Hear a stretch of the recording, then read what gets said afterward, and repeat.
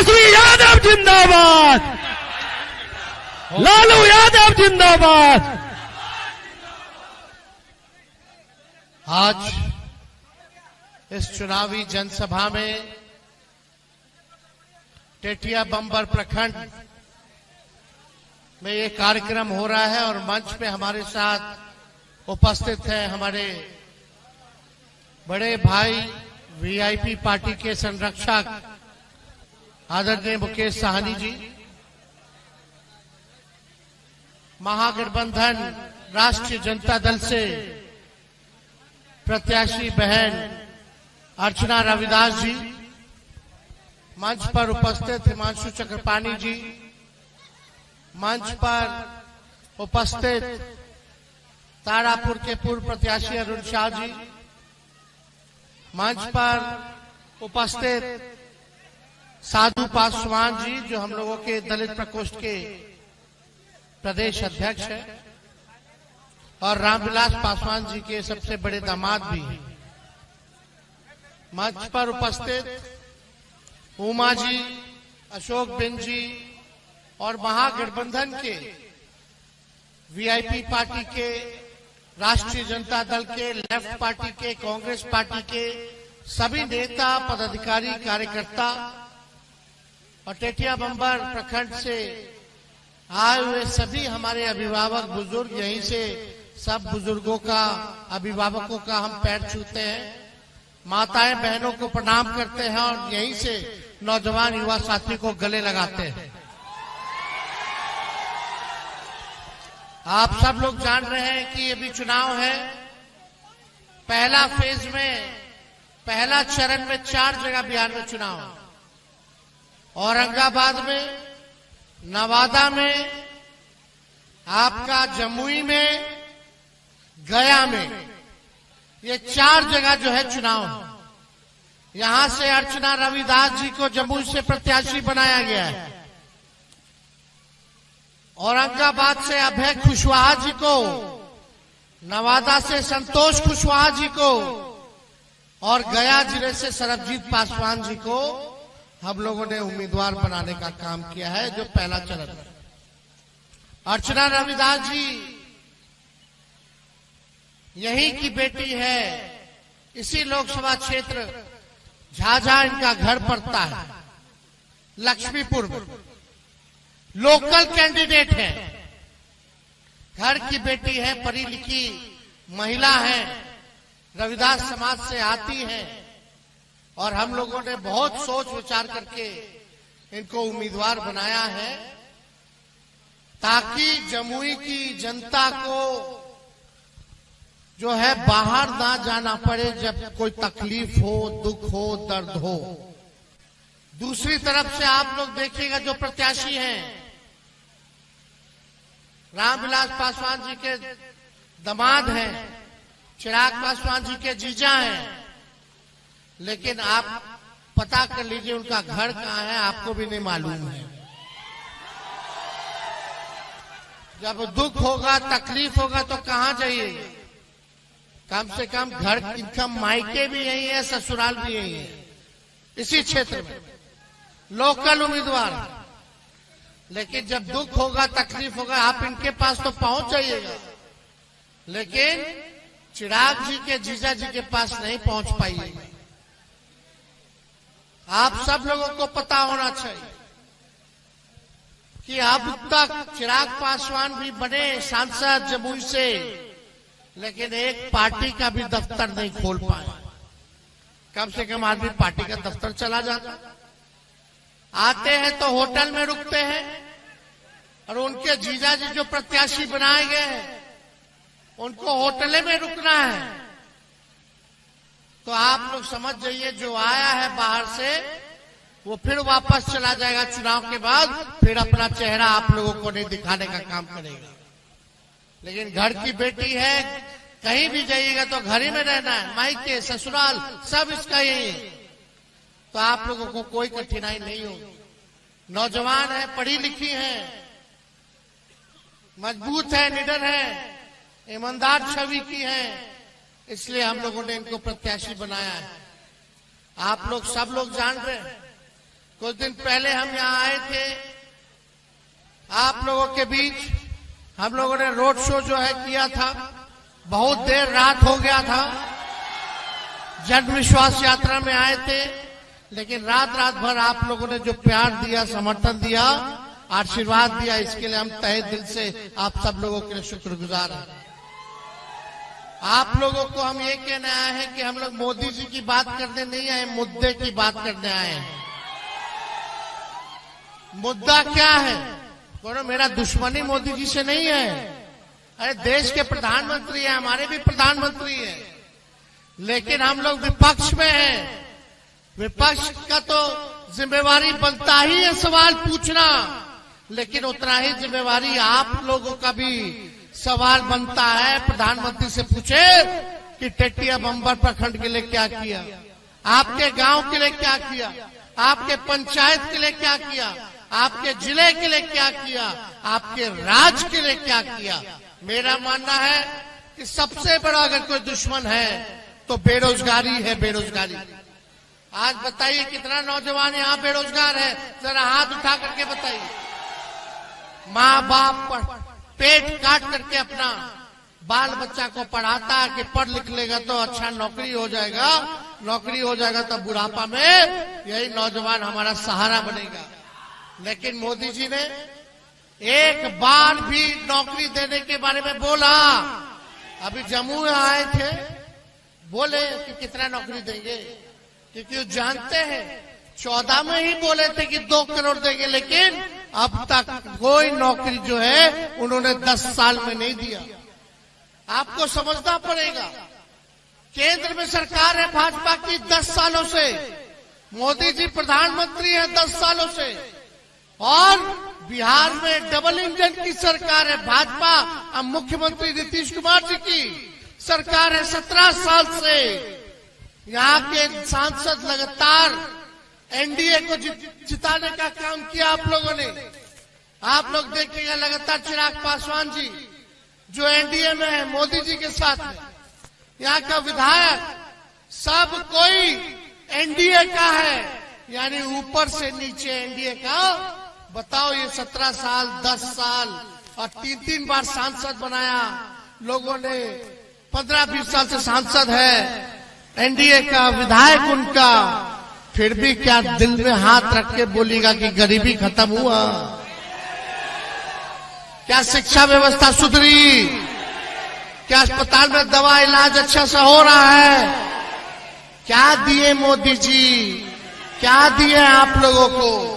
ना नौकरी दिए, पलायन नहीं रोक पाए, गरीबी नहीं हटा पाए।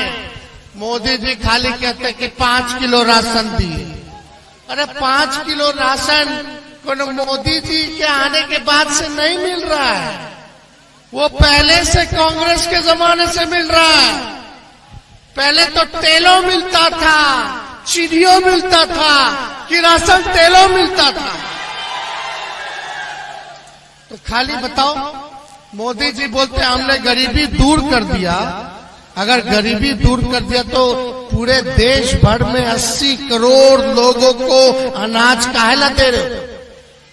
आप लोग एक मौका हम लोगों को दीजिएगा तो हम लोग अनाज तो देंगे, लेकिन साथ में नौकरी भी देने का काम करेंगे। चुनाव में हमने वादा किया था 20 में कि अगर अपने भाई बेटा को एक मौका दीजिएगा तो 10 लाख लोगों को सरकारी नौकरी हम देने का काम करेंगे। जब मुख्यमंत्री जी हमारे अभिभावक हैं, बुजुर्ग हैं, उनका हम सम्मान करते हैं, लेकिन जब वो बीजेपी को लात मार के आए थे, हम लोगों से माफी मांगा कि अब मर जाएंगे, मिट जाएंगे, लेकिन भाजपा में नहीं जाएंगे। हम लोगों ने फिर से अपनाया, उनको फिर से मुख्यमंत्री बनाया। आपका बेटा, आपका भाई उप मुख्यमंत्री बना, और बनने के साथ जो 17 साल में नहीं हुआ था, वो 17 महीने में 5 लाख लोगों को सरकारी नौकरी हमने देने का काम किया। बहालिए निकलता था, चाहे सिपाही का हो, दरोगा का हो, शिक्षकों का हो, या जितना आपका अस्पताल वाला जितना स्टाफ है, नर्स हो, सब काम हम लोग कर रहे थे। बताइए, देश में देश के प्रधानमंत्री इतने राज्यों में उनकी सरकार है, भारत सरकार है, लेकिन देश का प्रधानमंत्री नौकरी नहीं दे पाया। उप मुख्यमंत्री रहते हुए आपका बेटा ने 5 लाख सरकारी नौकरी दिया केवल 17 महीने में। मोदी जी तो 10 साल रह लिए प्रधानमंत्री, लेकिन बताओ कौन सा बहाली दिया। रेलवे का बंद कर दिया, रेलवे को बेच दिया, वहां भी बहाली अब नहीं निकल रहा। सेना का अग्निवीर योजना ले आया गया, अग्निवीर। बताओ कोई हमारा सैनिक अगर शहीद होगा तो उसको शहीद का दर्जा मिलना चाहिए कि नहीं मिलना चाहिए? लेकिन अग्निवीर योजना में केवल 4 साल रहेगा, 4 साल के बाद हटा देगा, यानी जवानी खत्म। 4 साल बाद क्या करेगा? और बताइए, शहीद का दर्जा नहीं मिलेगा। 4 साल रहेगा लेकिन शहीद का दर्जा नहीं मिलेगा। कैंटीन में जो उनको मिलता था, कैंटीन की व्यवस्था नहीं मिलेगी। आप लोग देखिए, जो पेंशन है वो नहीं मिलेगा, ग्रेच्युटी जो है वो नहीं मिलेगा, और नौजवानों के साथ, भविष्य के साथ खिलवाड़ किया जा रहा है। अब हम लोग चिल्ला रहे हैं तो बोलते हैं वापस ले लेंगे, वापस ले लेंगे। अरे आप लोग बताइए, क्या कहां से आएगा नौकरी? सब कुछ तो निजीकरण मोदी जी ने कर दिया। जहाज बेच दिया, एयरपोर्ट बेच दिया, रेलवे बेच दिया, स्टेशन बेच दिया, पोर्ट बेच दिया, BSNL बेच दिया, सब कुछ जो है बेच देने का काम किया जो आपका देश का संपत्ति था। ऐसी ऐसी संस्थाएं जो आपको नौकरियां निकलती थी, लोग देख लीजिए कितना तैयारी लोग करता था। आज कहां जाएगा नौजवान, कहां जाएगा? हम लोग काम करने वाले लोग हैं।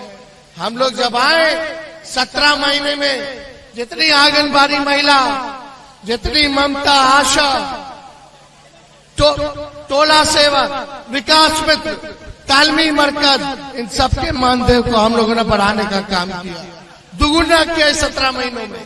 जो नियोजित शिक्षक, 4.5 लाख नियोजित शिक्षक जो आंदोलन करते थे समान काम समान वेतन का, उन 4.5 लाख लोगों को हम लोगों ने सरकारी कर्मी का दर्जा देने का काम किया, यानी समान काम और समान वेतन मिलेगा। हम लोगों ने जाति आधारित गणना कराया, कोई जातिवादी के लिए नहीं, ताकि पता चले कि रे भाई के लोग बा जो दिहाड़ी मजदूर है, कौन लोग हैं जो भूमि नहीं है, भूमिहीन है, कौन लोग है जिसका पक्का मकान नहीं है, कौन लोग हैं जो गरीब है, कौन लोग हैं जो ठेला ढोने का काम करता है, रिक्शा चलाने का काम करता है, कौन लोग हैं जो नाला साफ करता है। तो पता चलेगा, उसी हिसाब से सरकार योजना बनाएगी। जब तक सही पिक्चर नहीं आएगा तब तक पैसा सरकार कहां खर्च कर रही है उसको नहीं पता। हम लोगों ने योजना बनाया था, क्या बनाया था भाई? जिसके घर में नौकरी नहीं मिल रहा है उसको जो है 2 लाख रुपया का मदद हम लोग करेंगे। जिसके घर में नौकरी, जिसका जमीन नहीं है, भूमि नहीं है, उसको जो है 1 लाख रुपया का मदद करेंगे ताकि अपना जमीन ले ले। दूसरा क्या, जिसका पक्का मकान नहीं है उसको 1,20,000 रुपया हम लोग देंगे, ताकि जो कच्चा झोपड़ी है, कच्चा मकान है, उसको पक्का कराने का काम करें। ये हम लोग कर रहे थे, तब तक हमारे चाचा फिर पलट गए। अब बताइए, 5 साल में एक बार मुख्यमंत्री ओथ लेता है, सरकार बनती तो 5 साल ना चलता है। ये बताइए, 3 साल 3.5 साल हो रहा है बिहार सरकार को, 3 बार ओथ ले ली। कभी एने, कभी ओने, कभी एने, कभी ओने। अब मोदी जी को जाके बोल रहे हैं, मोदी जी अब हम जहां हैं वहीं रहेंगे। अब मोदी जी बोलते हैं कि गारंटी मोदी जी का मजबूत गारंटी है। अरे मोदी जी, इतना गारंटी आपका मजबूत है तो मेरा चाचा का गारंटी ले लो कि पलटेंगे कि नहीं पलटेंगे। काहे नहीं लेते हैं मोदी जी गारंटी? कोई ठीक है, कितना बार ओथ ले लिया? 8-9 बार ले लिए, 9 बार। बताइए, कभी इधर कभी उधर। ठीक कह रहा लड़का। मोदी जी का जो गारंटी है ना, वो चाइनीज माल जैसा है। एक दो बार इस्तेमाल कीजिए, खत्म। मतलब जब तक चुनाव है तब तक मोदी जी की गारंटी है, चुनाव के बाद जुमला हो जाएगा। सच नहीं बोलते लोग, झूठ बोलते, केवल झूठ। इसलिए आप सब लोगों के बीच आए हैं। ईमानदार प्रत्याशी जिताइए। देश तरक्की जब तक नहीं करेगा जब तक आपका गांव विकास नहीं करता, और देश के नागरिकों की जब तक तरक्की नहीं होगी, गांव आगे नहीं बढ़ेगा, तब तक देश विकास नहीं कर सकता। आज देखिए, किसानों का आय दुगुना करने चले थे मोदी जी, 22 तक आय दुगुना कर देंगे। क्या हुआ? आय दुगुना हुआ किसानों का? कुछ नहीं हुआ। बोले थे पक्का मकान बना देंगे, क्या क्या बोले, किसी को छुपा नहीं है। लेकिन आप लोगों से यही हम कहने आए कि अर्चना रविदास जी को भारी मतों से आप लोग जिताने का काम कीजिए। बताइए, जिताइएगा कि नहीं जिताइएगा? दोनों हाथ उठा करके बताइए, जिताइएगा कि नहीं जिताइएगा? बताइए, मुकेश सहनी जी बीजेपी में थे, इनको फुसला के ले गया था सब। बताओ, इन्हीं को तोड़ दिया, इन्हीं के विधायक को खरीद लिया, इनके पार्टी को छीन रहा था अभी चुनाव में। लेकिन अब पिछड़ा का बेटा, अति पिछड़ा का बेटा साथ हो गया है। अब हम लोग लड़ाई लड़ेंगे। हम दोनों नौजवान हैं, नए सोच के हैं, नया बिहार बनाना है, नौजवानों को नौकरी देना है। तो इसलिए हम लोग सब लोग साथ हो गए। सभी भाई लोगों से अपील है कि एकजुट हो जाइए। सभी पिछड़ा, अति पिछड़ा भाई, अल्पसंख्यक भाई, सभी अल्पसंख्यक भाई, सब लोग, गरीब लोग, सब लोग एक हो जाना है और आगे मिल करके लड़ाई लड़ना है। आप लोग लड़ाई लड़ रहे हैं बिन निशात सबकी, ताकि उनको मान सम्मान मिले, उनको आरक्षण मिले, जगह मिले। सरकार बनाइए, उस काम को दोनों भाई मिलकर के पूरा कराने का काम करेगा। तो जिताना है ना रविदास जी को, अर्चना जी को। अरे विजय का माला मुकेश जी को बोले थे दे, नहीं, पूरा दोनों हाथ उठा करके, सभी माता बहन सभी हाथ उठा करके बताइए, तो हम लोग दे रहे हैं इनको। और 1 नंबर पर लालटेन है। 19 तारीख को 1 नंबर पर लालटेन है। सभी लोग चुपचाप चुपचाप चुपचाप। बहुत बहुत धन्यवाद। लेकिन संभाल के रहेगा, ये सब हिंदू मुसलमान कराता है भाजपा वाला। अभी नवरात्र चल रहा है, चैती छठो आई, और आज जो है ईद है। सबको हम नवरात्र का, ईद का बधाई देते हैं। मिल करके रहिए, मिल के रहिए, एक रहिए, शांति रहेगा, अमन चैन रहेगा, तभी विकास होगा। ये भाजपा वाला लोग नौजवान को झंझट वंझट करा देगा, फिर पुलिस पकड़ के ले जाएगा, आप लोग परिवार के लोग परेशान, अलग से पैसा खर्च होगा, वो लोग तलवार बांटेगा, हम लोग कलम बांटने का काम करेंगे, आपके घर को बढ़ाने का काम करेंगे। बहुत बहुत धन्यवाद। जय हिंद।